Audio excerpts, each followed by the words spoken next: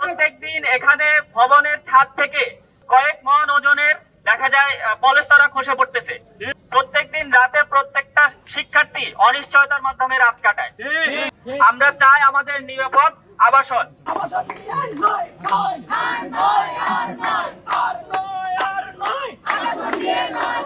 Dhaka medical কলেজের সকল শিক্ষার্থী এখানে একমত হয়ে অবস্থান করছি এই জন্য যে আমরা আসলে নিরাপদে নেই। আমরা আমাদের প্রত্যেকটা আবাসিক হল এবং কলেজ ক্যাম্পাসের কলেজ বিল্ডিং এগুলা এক একটা মৃত্যুপুরীতে পরিণত হয়েছে। প্রত্যেকদিন এখানে ভবনের ছাদ থেকে কয়েক মন ওজনের দেখা যায় পলেস্তারা খসে পড়তেছে। এমনও হতে পারে যে কোনো মুহূর্তে এখানে প্রাণনাশের ভূমিকা আছে। এখানে দেখা যায় প্রত্যেকদিন রাতে প্রত্যেকটা শিক্ষার্থী অনিশ্চয়তার মাধ্যমে রাত কাটায়। তারা আসলে ঘুমাতে যায় অনিশ্চয়তার মধ্যে, সকাল পর্যন্ত সে বেঁচে থাকবে কিনা এটার কোনো নিশ্চয়তা নাই। আমাদের এই যে আন্দোলন এটা বিগত 28 তারিখ থেকে চলমান আছে। আমরা প্রত্যেকটা শিক্ষার্থী আমাদের রানিং ব্যাচের যত ব্যাচ আছে সব ব্যাচ হচ্ছে এই দাবির সাথে সম্পূর্ণরূপে একমত। আমরা চাই আমাদের নিরাপদ আবাসন। ইতোমধ্যে আমাদের সবচেয়ে জুনিয়র যে ব্যাচ K82 সারা বাংলাদেশে যখন উৎসাহ উদ্দীপনার মাধ্যমে ওরিয়েন্টেশন প্রোগ্রাম পরিচালিত হয়েছে তারা তাদের সাহসিক ভূমিকা রেখে আমাদের আন্দোলনের সাথে একাত্মতা পোষণ করেছে। তারা তাদের ওরিয়েন্টেশন প্রোগ্রাম বয়কট করেছে এবং তাদের এই ধরনের সাহসিক ভূমিকার কারণে আমরা তাদেরকে সাধুবাদ জানাই।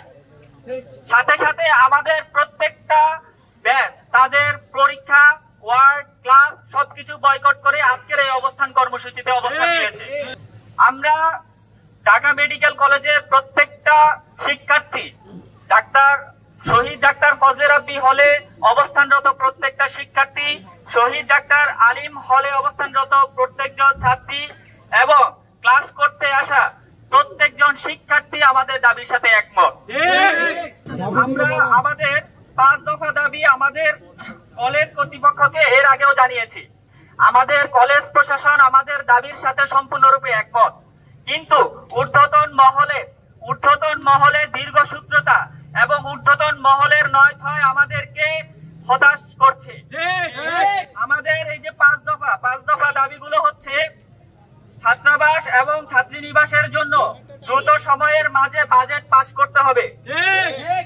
নতুন আবাসন ব্যবস্থা তৈরি করার আগ পর্যন্ত বসবাসের জন্য বিকল্প আবাসনের ব্যবস্থা করতে হবে। 3 নাম্বার দাবি হচ্ছে নতুন আবাসন এবং বিকল্প আবাসনের বাজেট পৃথকভাবে পাস করতে হবে। দ্রুত সময়ের মধ্যে দৃশ্যমান পদক্ষেপ গ্রহণ করতে হবে। 4 নাম্বার দাবি পুরনো একাডেমিক ভবনের ঝুঁকিপূর্ণ স্থাপনা পরিত্যক্ত ঘোষণা করে অন্যত্র স্থানান্তর এবং নতুন ভবনের জন্য বাজেট পেশ করতে হবে। 5 নাম্বার দাবি কার্যক্রমের অগ্রগতি পর্যবেক্ষণ এবং স্বচ্ছতা নিশ্চিত করার জন্য শিক্ষার্থীদের মধ্য থেকে প্রতিনিধি নিযুক্তকরণ এবং প্রয়োজনীয় ব্যবস্থা গ্রহণ করতে হবে। আমরা এখানে বলে রাখতে চাই, ইতোমধ্যে স্বাস্থ্য শিক্ষা অধিদপ্তরের মহাপরিচালক স্যার আমাদের ঢাকা মেডিকেল কলেজের শহীদ ডাক্তার ফজলে রাব্বি হল ভিজিটে গিয়েছেন, কিন্তু উনি আমাদেরকে যে আশার বাণী শুনিয়েছেন, আমাদের নতুন হলের জন্য যে বাজেটের কথা বলেছেন সেটা আমাদেরকে হতাশ করেছে। উনি বলেছেন এখানে 2-3 বছর সময় লাগবে বা আরো বেশি সময়ও লাগতে পারে, কিন্তু এই 2-3 বছরের মধ্যে একটা অনাকাঙ্ক্ষিত ঘটনা যদি ঘটে, একটা লাশ যদি ফজলে রাব্বি হলে পড়ে, সেটার দায়ভার কার? আমরা এখানে অনিশ্চয়তার মাধ্যমে কোনো দিন কাটাতে চাচ্ছি না।